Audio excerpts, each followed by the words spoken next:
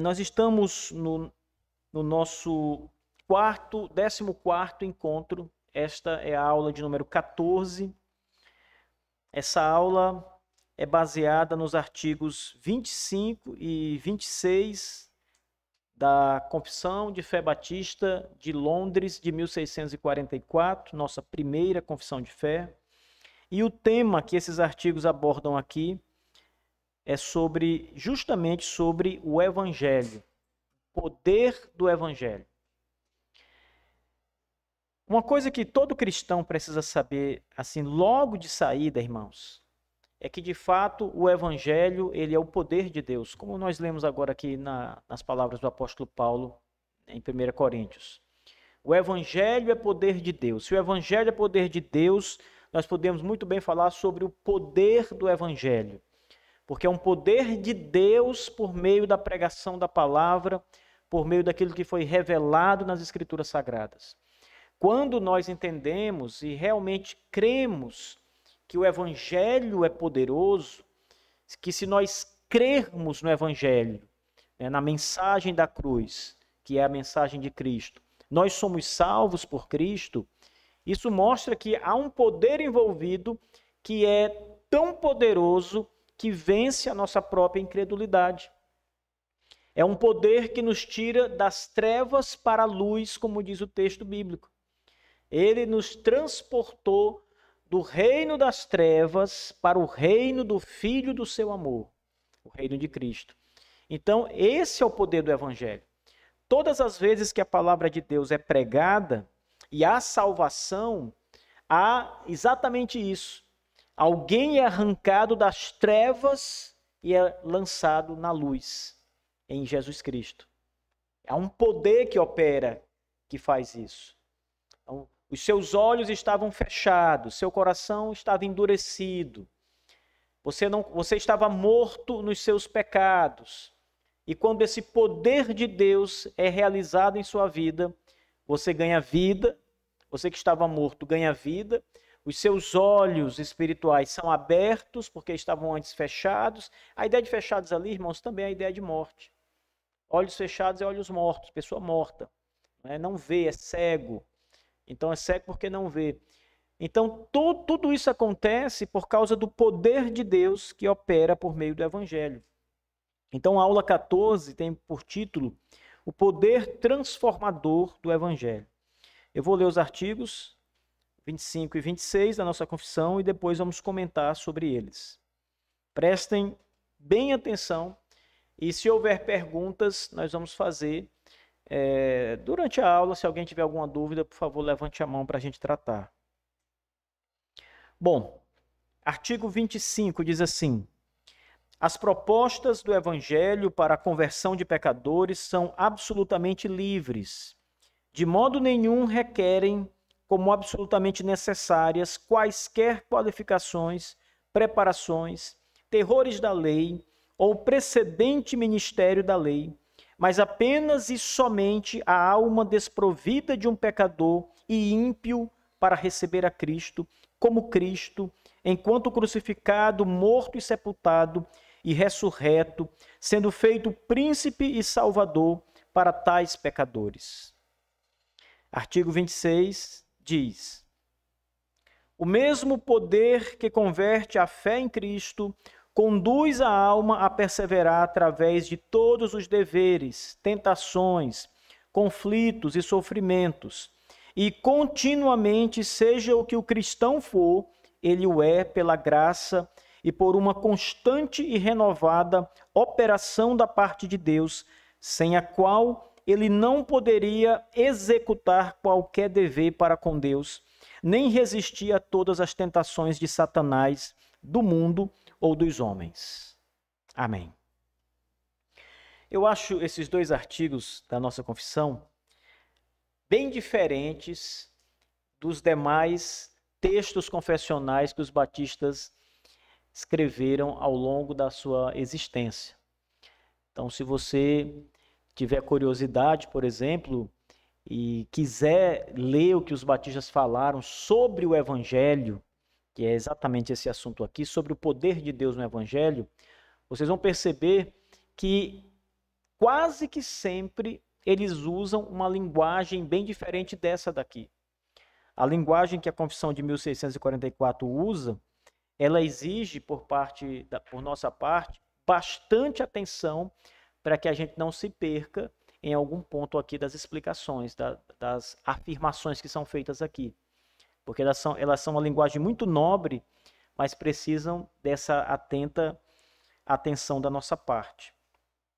Alguns pontos que eu destaquei aqui, meus irmãos, e quero tratar com vocês. O primeiro são as propostas do Evangelho para a conversão dos pecadores, como nós encontramos aqui logo no começo do artigo 25.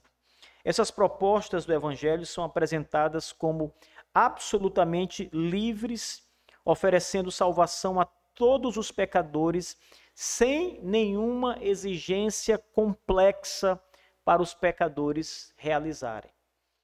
Então, quando o Evangelho ele é proclamado e os homens são chamados para o Evangelho não exige nada dos homens, nenhuma mudança neles. Não exige que eles trabalhem, não exigem que eles cooperem de alguma forma, que eles construam algo, que eles conquistem alguma coisa primeiro. Não exige uma preparação antecipada para o Evangelho. Então, por isso que a confissão ela vai dizer que essas propostas elas são absolutamente livres de salvação, oferecimento de salvação. E não há exigências nenhuma. Não há pré-requisitos religiosos. Você não precisa primeiro vir para a igreja para se familiarizar com a igreja, com a mensagem cristã, para depois se tornar um cristão. Não há esse espaço de preparação antecipada. Nada disso é exigido do Evangelho para que alguém se torne um cristão. É necessário tão somente crer. Não há nenhuma exigência anterior à pregação do Evangelho. E essa acessibilidade, ela é fundamental porque ela demonstra que a salvação é um dom gratuito de Deus que está disponível para todos que desejam recebê-lo. Quando você tira toda e qualquer exigência, quando você abre o caminho, deixa o caminho livre e diz, crê somente, não precisa você trabalhar, fazer obras, nada disso, crê somente, você coloca toda a glória desta salvação sobre o Senhor, Deus Todo-Poderoso, porque você está dizendo que o homem está nu. Se o homem está nu, ele não tem nada para oferecer, ele não pode fazer nada, ele não tem nada a empregar, suas mãos estão completamente vazias e somente Deus pode fazer algo por ele. Então, quando o Evangelho é pregado e a mensagem é crer somente, quando não há obras envolvidas na pregação do Evangelho, no sentido de que você precisa fazer para ser salvo, o Evangelho diz, você precisa crer para ser salvo. O Evangelho não diz que você precisa fazer para ser salvo, trabalhar para ser salvo. Então, quando o Evangelho diz que você precisa crer, ele coloca a glória de Deus absoluta sobre aqueles que creem, aqueles que buscam ao Senhor. Em João, capítulo 3, nos versos 14 e 15, esses textos todos estão citados na confissão de fé. Isaías 55, verso 1, a oferta de vida eterna é estendida a todos os que crerem sem discriminação. É necessário apenas crer. Qual é a exigência do Evangelho? Obras? Nenhuma. Antecipação, preparação anterior? Nenhum tipo. Qual é a exigência do Evangelho? Confie. Creia. Aceite de bom coração. Essa é a única exigência do Evangelho.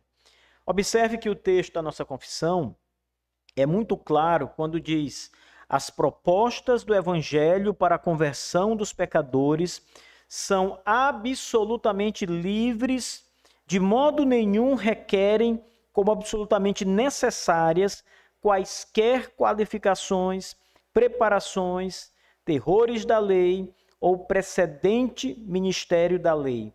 Então isso aqui mostra que o Evangelho é gratuito, meus irmãos. Isso mostra a natureza incondicional do amor de Deus. e a universalidade da oferta da salvação. Eu não vou entrar nessa questão hoje da universalidade da oferta, porque tem muitos calvinistas que não entendem que o evangelho ele é universalmente ofertado. Eu entendo que é universalmente ofertado, que nós devemos pregar o evangelho a todos os homens e chamar todos os homens a crer. Mas os hipercalvinistas, na verdade, entendem que isso não é evangelho. Quem prega assim não prega o verdadeiro evangelho.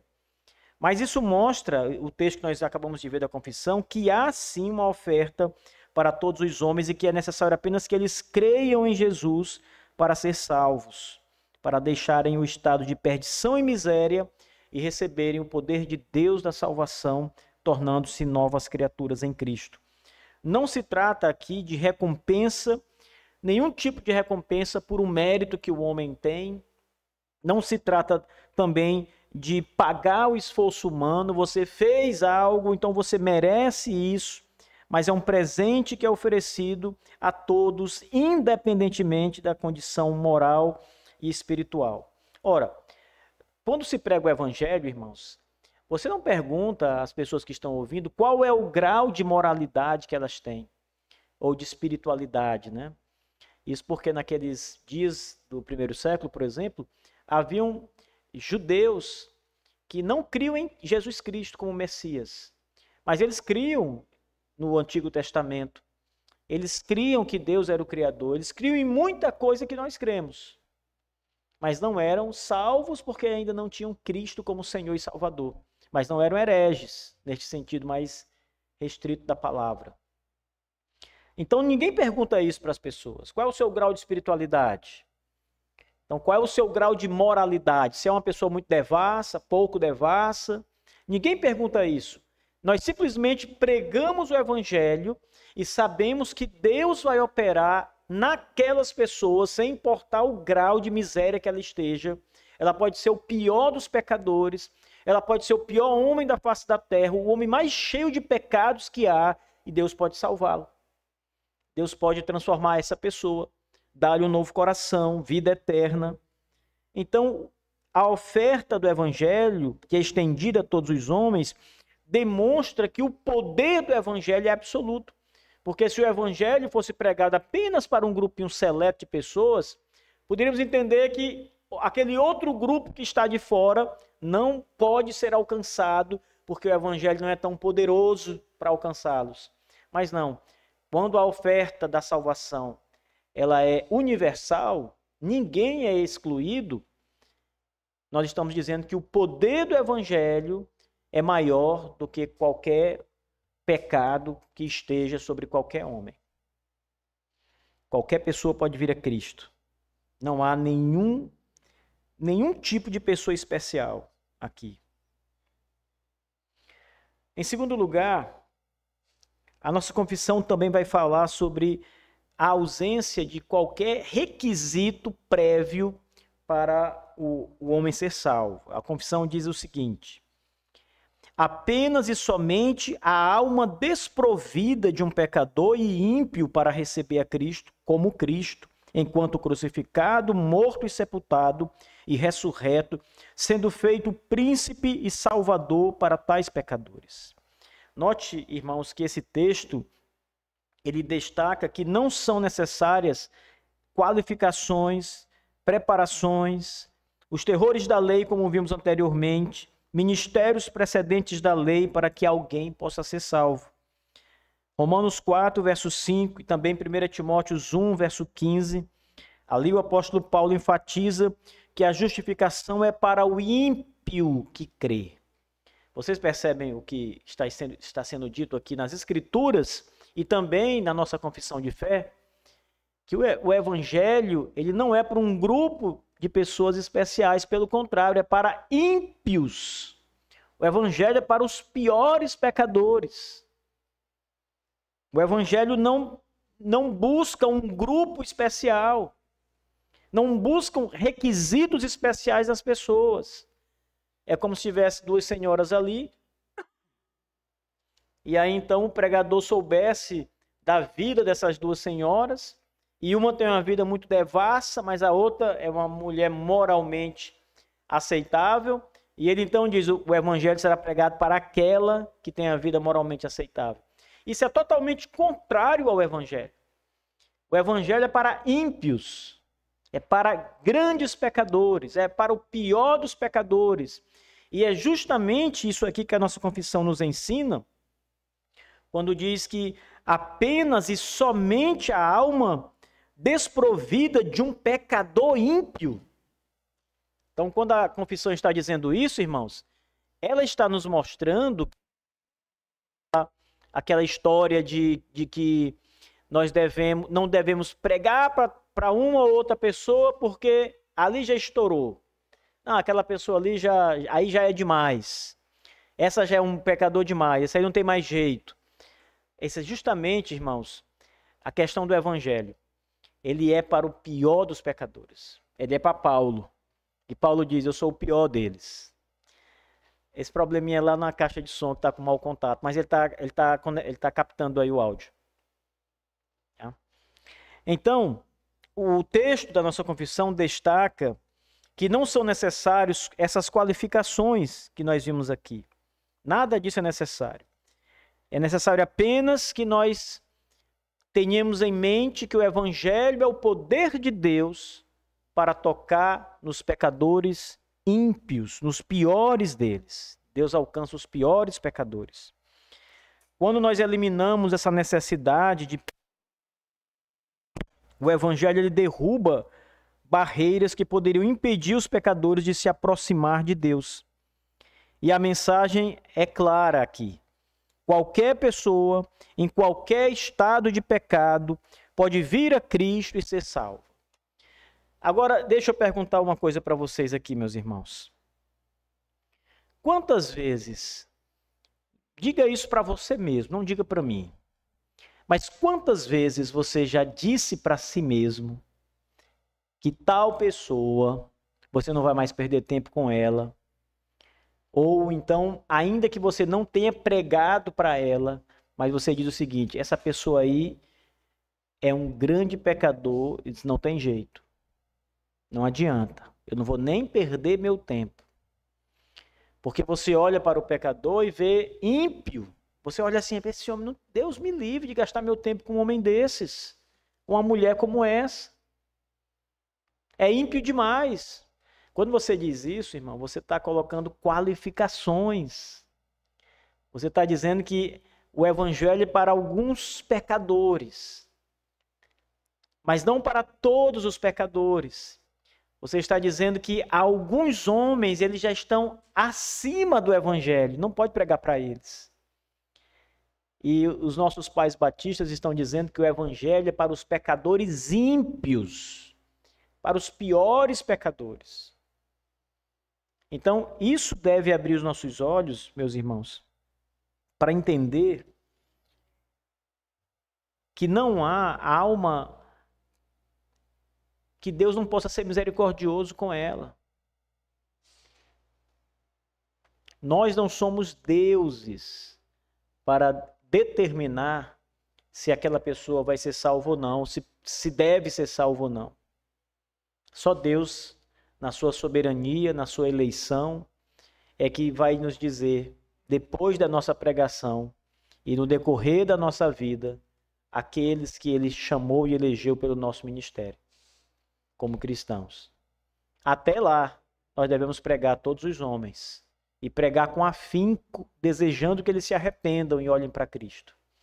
Olha, vocês sabem por que os batistas, no século XVII, que foi o século em que essa confissão foi escrita, eles cresceram muito. Os batistas tiveram um grande crescimento no século XVII e no século XVIII, e no século XIX, final do século XVIII, começo do século XIX, tiveram um decréscimo. Mas no século XVII eles cresceram muito. A primeira igreja batista, ela nasceu em 1638. Não sei se vocês estão lembrando das palestras que eu dei aqui para vocês alguns meses atrás. A primeira igreja nasce em 1638. Em 1644, 7 anos depois, já haviam 7 igrejas batistas. em 1689, 40 anos depois aproximadamente, já haviam mais de 100 igrejas batistas. No começo do século seguinte, o século XVIII, já haviam 200 igrejas batistas. De onde vinha esse crescimento? É porque, como está escrito por eles, nossos pais, a percepção deles é que o evangelho devia ser pregado entusiasticamente a todos os homens, aos mais ímpios. A pregação dos nossos pais foi de caráter universal. A oferta foi de caráter universal. Eles pregavam para todos. Só se converterão os eleitos. Mas a pregação foi para todos os homens. E daí está o resultado de tão grande crescimento que nós tivemos naquele tempo, irmãos. Então, o terceiro ponto fala sobre Cristo crucificado, morto, sepultado e ressurreto. O que é, na verdade, numa outra linguagem, o coração da mensagem evangélica. Quando o apóstolo Paulo estava pregando na sinagoga, como nós vimos no último domingo, o texto diz que a mensagem que ele pregou era Cristo morto e ressurgido. Morte e ressurreição do Senhor Jesus, e como Jesus sendo o Messias. É exatamente isso que os batistas escreveram na Confissão de 1644. O coração do Evangelho, o âmago, a parte central, principal, é Jesus Cristo crucificado, morto, sepultado e ressurreto. Então a nossa confissão diz que todo aquele que receber a Cristo como Cristo, enquanto crucificado, morto, sepultado e ressurreto, sendo feito príncipe e salvador para tais pecadores, há salvação. Isso é a salvação. A aceitação de Cristo como Salvador implica conhecê-lo em sua totalidade, incluindo sua crucificação, sua morte, seu sepultamento, sua ressurreição. Por que que é tão necessário que nós, igreja, não somos nós pregadores, mas nós, igreja, o povo de Deus, falamos sobre Jesus Cristo e conheçamos e preguemos isso aos nossos amigos. Cristo é o Senhor, é o Messias, é o ungido de Deus. Ele foi crucificado verdadeiramente no madeiro. Vocês sabiam que há pessoas até hoje que duvidam que realmente Jesus foi ressuscitado? Ou vocês acham que todo mundo crê como nós, assim? Todo mundo reconhece, mesmo que não tenha muita fé, que um homem chamado Jesus morreu naquela época? Meus irmãos, não. A maioria das pessoas não crê que isto foi um fato histórico. Elas não creem num Jesus histórico. Jesus histórico aqui, para diferenciar do Jesus dos liberais, é realmente um Jesus, um homem que existiu conforme descrito nas Escrituras, que foi morto pelo Império Romano numa cruz, crucificado. E morto, depois de 3 dias, ele é ressuscitado dos mortos. Esse é o Jesus histórico, verdadeiro, bíblico. Mas tem gente que não crê nisso, que diz que isso é um mito cristão. Mesmo dentro das igrejas cristãs, há a teologia liberal que vai dizer que esse Jesus é uma construção cristã, que Jesus realmente existiu, morreu, mas não ressuscitou. Era isso que muitos liberais famosos diziam. Ele ressuscitou só no coração daqueles que creem nele. Mas seus ossos ainda estão lá. Porque ele não ressuscitou literalmente, verdadeiramente. Isso é uma heresia. Nós colocamos isso tudo de lado. Como Paulo diz, consideramos tudo isso refúgio. Cristo ressuscitou. Nós temos que crer no coração do Evangelho, irmãos. Morte, sepultamento e ressurreição do nosso Senhor. Esse reconhecimento é essencial, porque cada aspecto da obra de Cristo, ela é vital para a nossa salvação. Atos 5, verso 30 e 31, e também 1 Coríntios 1, versículos 22 e 24, reforçam a centralidade da cruz e da ressurreição no plano da salvação. Ora, tem uma determinada passagem nas Escrituras em que Paulo está argumentando sobre a ressurreição de Jesus, e ele diz o seguinte: olha, se Cristo não ressuscitou dos mortos, se ele morreu, né, realmente, mas se ele não ressuscitou dos mortos, nós somos os mais infelizes dos homens, porque é vã a nossa mensagem, é vã a nossa fé. Em que está baseado a sua fé? Domingo nós celebramos a ceia do Senhor. De que fala especialmente a ceia do Senhor? Da morte de Jesus, do sacrifício do nosso Redentor. A sua morte é a expiação dos nossos pecados. Quando ele morre, o preço do nosso pecado é pago por ele. Então você está limpo dos seus pecados com a morte de Jesus. A morte dele é maravilhosa para nós. Mas se não houvesse ressurreição, não haveria vida eterna. Não haveria ressurreição da carne, não haveria vida eterna. Por isso Paulo conclui seu argumento dizendo: se não houvesse ressurreição, é vã a nossa fé.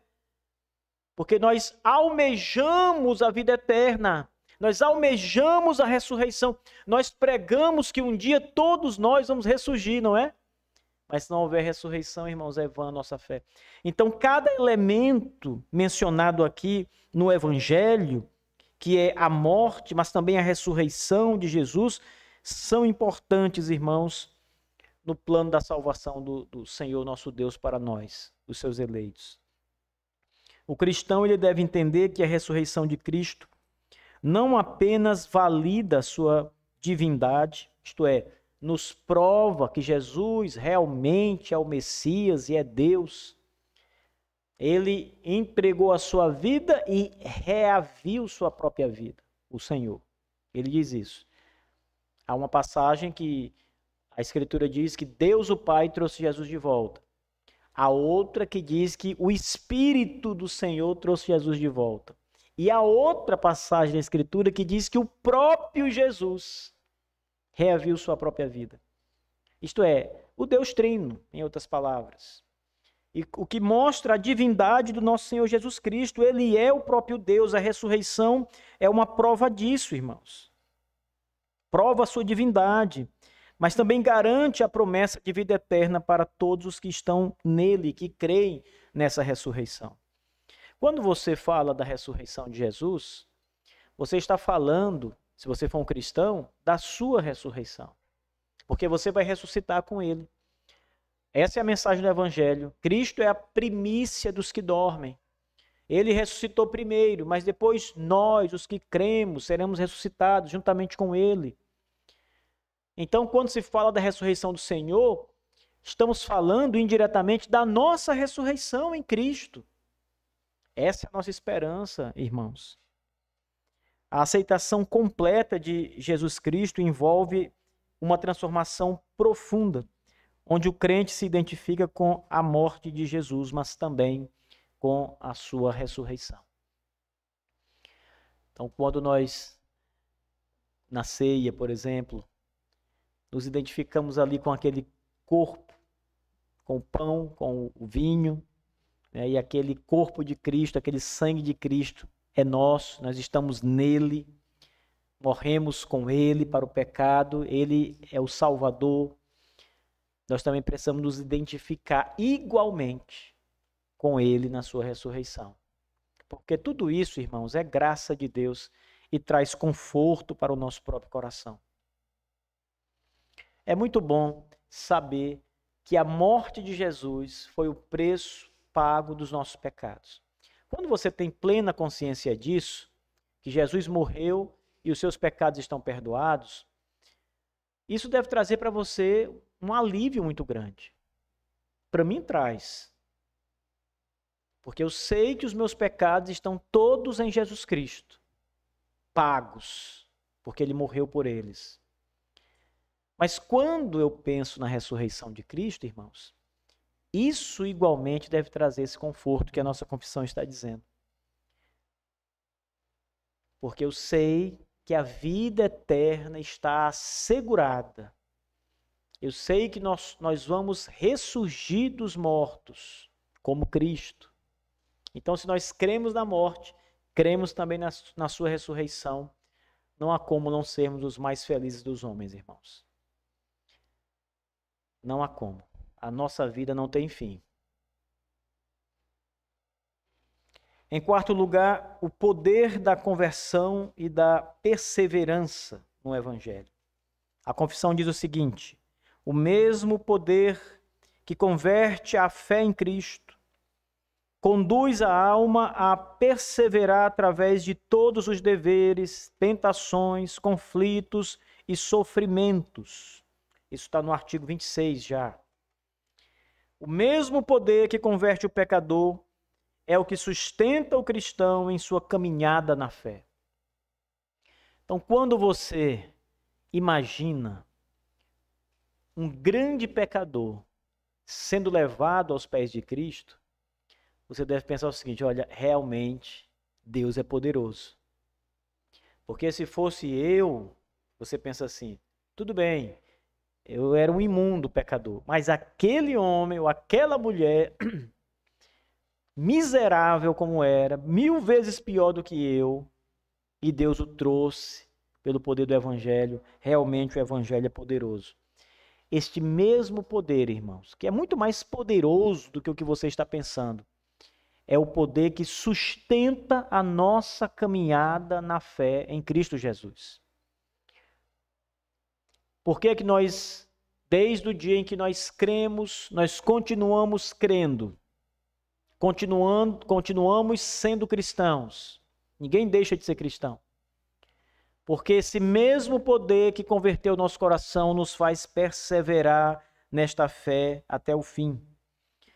1 Pedro 1, verso 5, 2 Coríntios 12, verso 9, vão destacar que os crentes são guardados por esse poder de Deus e que sua graça é suficiente em todas as circunstâncias da nossa vida. A conversão marca apenas o início da jornada, onde a graça divina capacita o crente a perseverar. Em outras palavras, quando nós somos convertidos pelo poder de Deus, nós provamos o começo da graça de Deus em nossa vida e ela não acaba mais, ela é contínua em nossa vida. Aquela graça que nos trouxe a salvação, ela permanece sobre nós, ela permanece dada a nós, atuando em nós, nos capacitando, nos fortalecendo, nos fazendo caminhar com consciência em Cristo todos os dias, irmãos. Isso até o final da nossa vida, para sempre. Então não é simplesmente assim, Deus salvou você com grande poder. É necessário este mesmo grande poder para sustentar você na jornada. E não é em momentos especiais da sua caminhada com Cristo, é durante todo o tempo.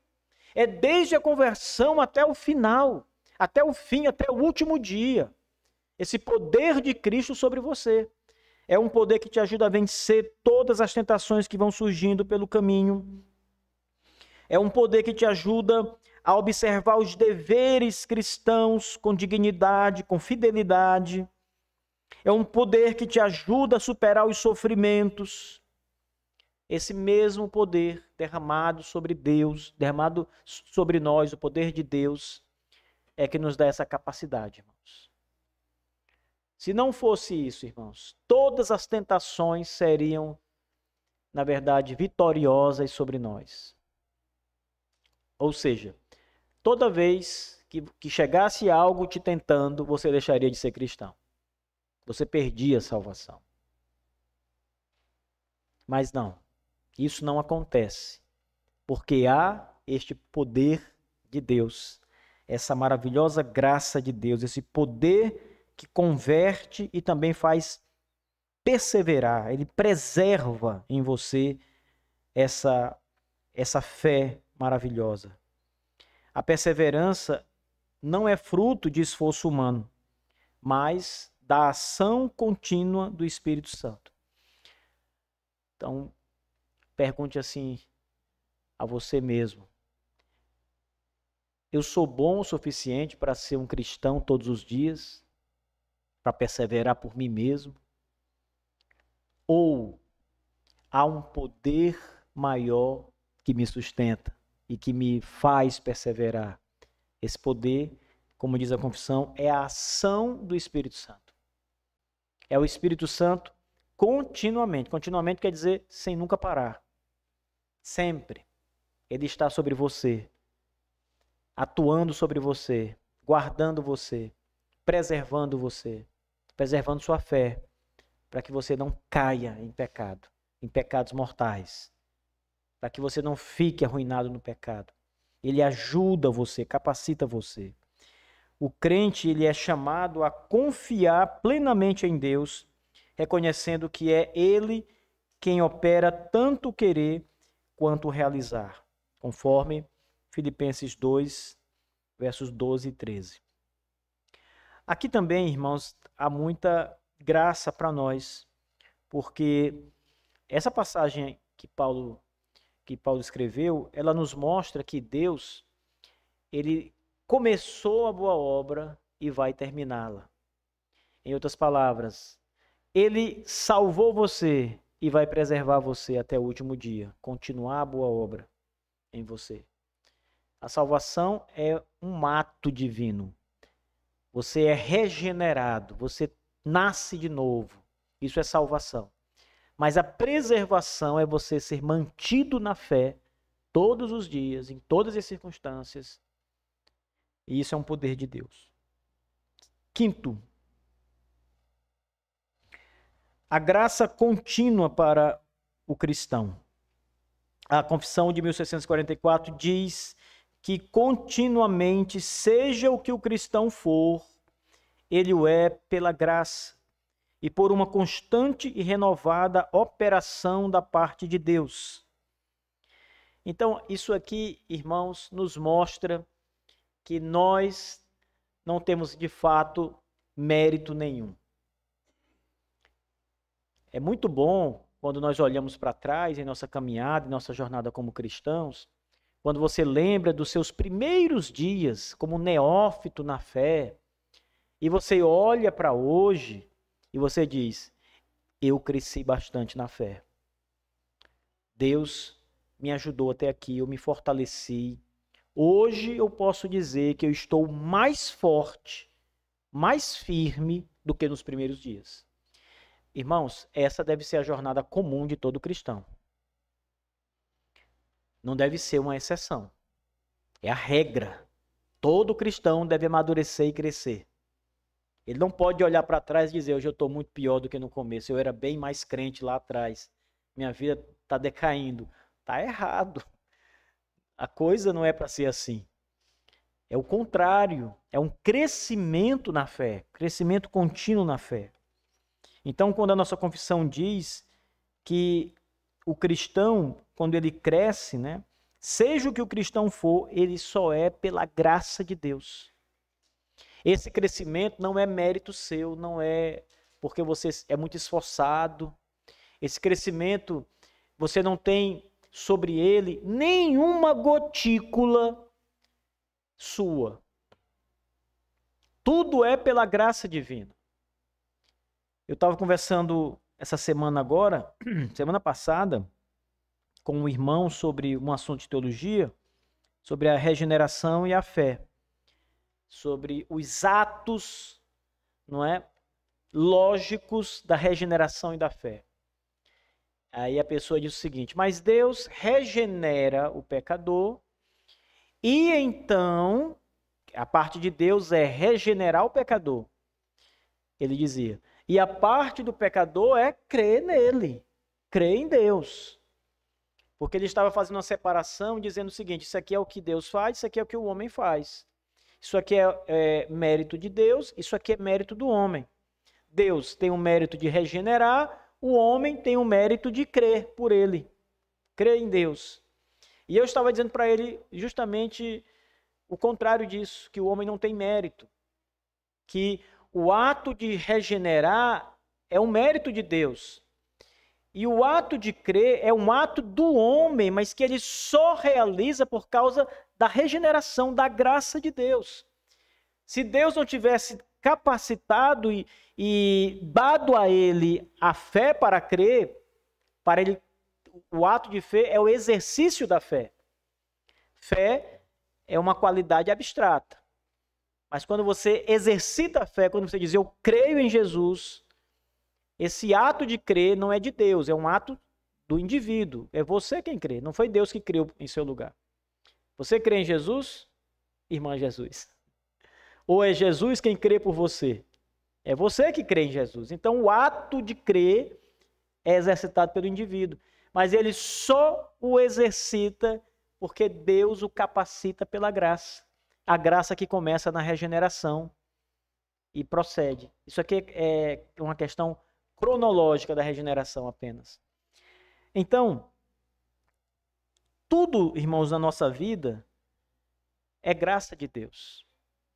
Nada é por nós mesmos. Nada é capacidade nossa, mérito nosso.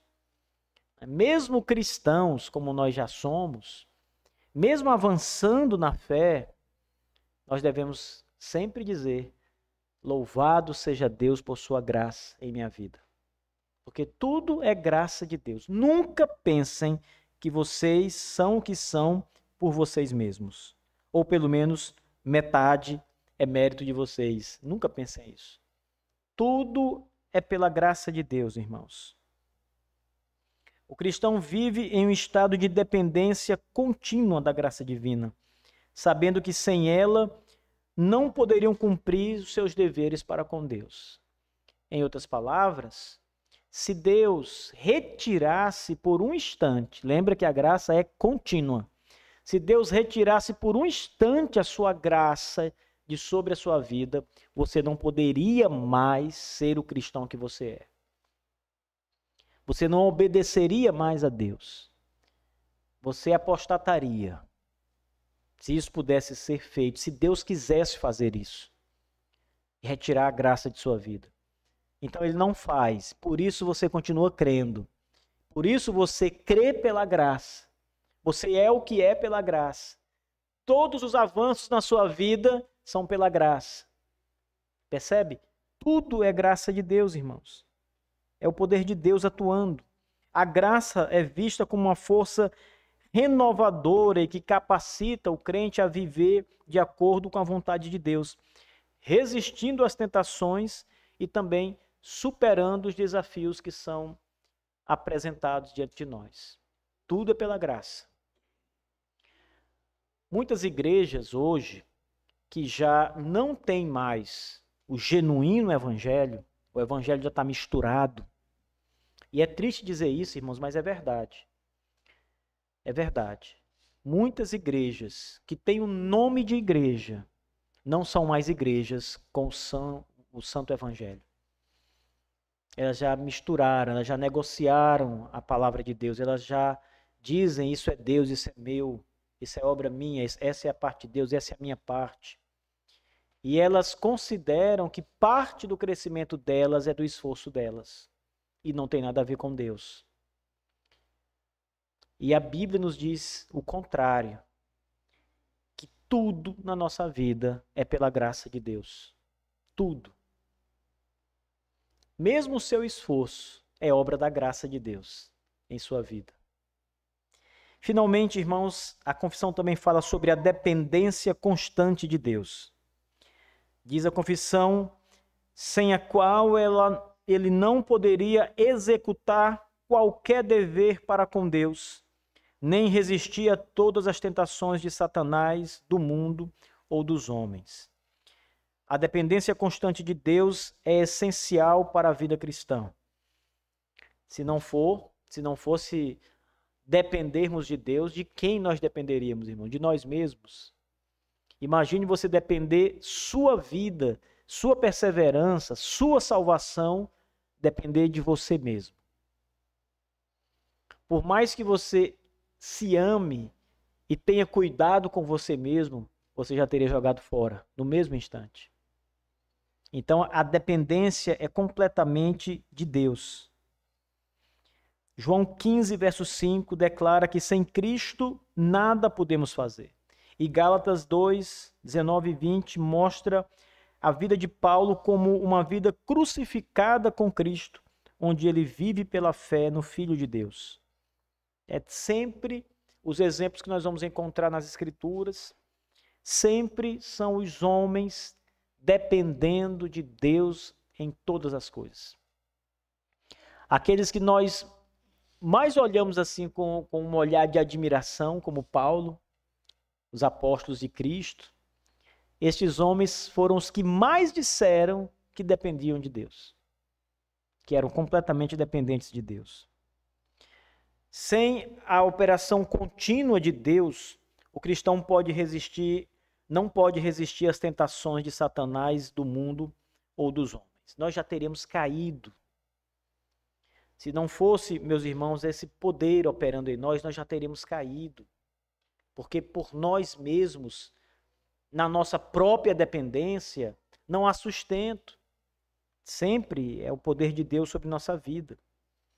A vida cristã é uma vida de confiança absoluta na provisão e no poder de Deus. E essa dependência não é um sinal de fraqueza da nossa parte, mas é o contrário disso. É um sinal de fé forte, fé robusta, que reconhece a soberania e a suficiência de Deus em todas as coisas. Veja, sempre que vocês pensarem, sempre que vocês imaginarem que depender de Deus, estar debaixo do cuidado do Senhor, da dependência dele, é um sinal de fraqueza sua, você tem que entender o seguinte: em primeiro lugar, realmente é fraqueza porque nós somos fracos. Se fôssemos fortes, não precisávamos de Deus. Mas você não pode ver essa fraqueza num sentido negativo. Essa é uma boa fraqueza. Porque, na verdade, ela mostra que nós não temos a força necessária. E Deus tem, por isso nós nos apoiamos nele. Em estar sempre debaixo do seu poder. Essa parte da confissão, queridos irmãos, que fala sobre esse poder do Evangelho, nesses 2 artigos, esses 2 artigos merecem ser estudados com mais generosidade da nossa parte. Porque há muitas preciosidades aqui e eu creio firmemente, irmãos, que um dos grandes problemas que as igrejas enfrentam hoje é não mais entender o que é o Evangelho. Não mais entender o que é essa dependência de Deus. Então as pessoas agora acham que são fortes, já estão prontas e esquecem de depender do Senhor. Pois bem, queridos irmãos, temos aqui as provas vieram, irmão. Veio junto, não foi? Agora que eu entendi sua pergunta, irmã. Agora que eu entendi sua pergunta. Mas não tem problema não, pode ser consultada. Tem algumas questões aí para vocês responderem, meus irmãos. São apenas 7. Deixa eu ver aqui. São apenas 7 questões, fáceis, não estão difíceis como aquelas outras. Então, vocês têm aí 5 minutinhos para responder, 10 minutinhos